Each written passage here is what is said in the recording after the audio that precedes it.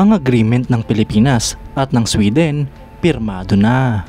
Ito nga po mga idol, ang sesemento sa acquisition project ng Philippine Air Force para sa mga Saab JAS 39 Gripen ng Sweden. Yan ang pag-uusapan natin, pero bago yan, kung bago ka lang sa aking channel, huwag mong kalimutang mag-like, subscribe at i-hit mo na rin ang notification bell button para lagi kang updated sa mga bagong videos natin.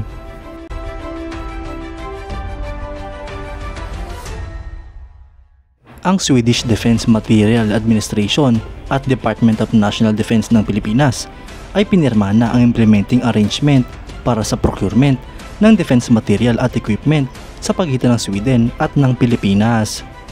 Ang logistics cooperation ay parte ng commitment ng dalawang bansa sa ilalim ng Memorandum of Understanding para sa cooperation ng acquisition ng mga defense materials na pinirmahan ng Sweden at ng Pilipinas noong June 3, 2023.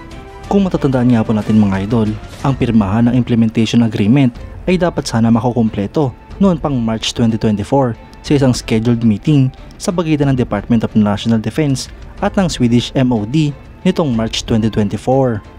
Sa pamamagitan ng implementation agreement na ito mga idol, ay magbubukas ito ng pintuan para sa Pilipinas at Sweden na magkaroon ng pirmahan ng kontrata para sa mga major projects. At ano pa nga ba ang tinutukoy natin dito mga idol, kundi ang Multirole Fighter Aircraft Acquisition Project ng Philippine Air Force, kung saan layunin nila na makapag-acquire ng at least 12 units ng mga fighter aircraft tulad ng Saab JAS 39 Gripen ng Sweden. At dahil tapos na nga po ang pirmahang ito mga idol, idagdag pa dyan ang pagdating ng Swedish Defense Minister sa susunod na buwan, ay posibleng nga pong magkaroon ng isang importanteng kaganapan sa Pilipinas na posibleng pumabor sa Sweden's defense industry. Bagamat hindi pa nga po sinasabi kung para saan ang kaganapang ito, ay halatang halata naman na para sa Multirole Fighter Aircraft Acquisition Project ng Philippine Air Force ang layunin ng pagbisita ng Defense Minister ng Sweden. Posible pa nga pong sumabit pa ang ilan pang acquisition project na papabor din sa Swedish defense industry. Dahil bukod nga po sa mga fighter aircraft, ay meron pang ibang defense asset na ino-offer ang Sweden sa Pilipinas.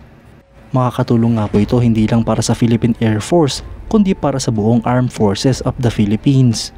Dahil magkakaroon naman nga po ng bagong kaalyadong bansa ang Pilipinas na magsusupply ng mga defense assets sa ating bansa. Ito nga po mga idol ang produkto ng modernization program ng AFP, kung saan talagang layunin nila na makapag-acquire ng hindi lang mga bago kundi mga moderno at advanced na kagamitan para sa Pilipinas. Talagang plano ng modernization program ng AFP na patatagin ang depensa ng Pilipinas at palakasin ang ating puwersa. Ang Saab JAS 39 Gripen ay isang light single-engine supersonic multirole fighter aircraft na minamanufacture ng Swedish Aerospace and Defense Company na Saab. Ang Sweden mga idol ay meron delta wing at canard configuration na may relaxed stability design at fly-by-wire flight controls. Ang eroplano nga pong ito ay unang lumipad noong December 9, 1988 at na-introduce naman noong June 9, 1996. Sinimulan nga po itong i-produce noong 1987 hanggang sa kasalukuyan at meron na nga pong mahigit sa 300 units ang mga nagawang ganito. Sa kasalukuyan, ang mga military operators nito ay ang Brazil, Czech Republic, Hungary, South Africa, Sweden, Thailand at United Kingdom. Mga idol, malaking bagay nga po para sa Philippine Air Force ang magkaroon ng kauna-unahang multirole fighter aircraft sa kanilang hanay. Dito nga po natin masasabi na talagang nagiging moderna na at lumalakas ang puwersa ng Philippine Air Force dahil nakapag-acquire sila ng ganito ka-advanced na kagamitan. Magbuboost nga po ito sa capabilities ng Philippine Air Force at kakatakutan na ito ng ibang mga bansa. Dahil sa Asia ay ilan na nga lang po ang mga bansang wala pang fighter aircraft at kabilang na dito ang Pilipinas. Kaya't kapag nagkaroon na ng sariling multirole fighter aircraft ang ating bansa, ay siguradong mahahanin na tayo sa mga malalakas na bansa dito sa Asia. Kayo mga idol, anong masasabi nyo? Comment down below for your thoughts and opinions. At yan nga lang po ang pag-uusapan natin ngayon mga idol. Maraming salamat sa panonood. Huwag nyo rin kalimutang mag-like at subscribe bilang suporta sa ating channel. Mabuhay kayo mga idol!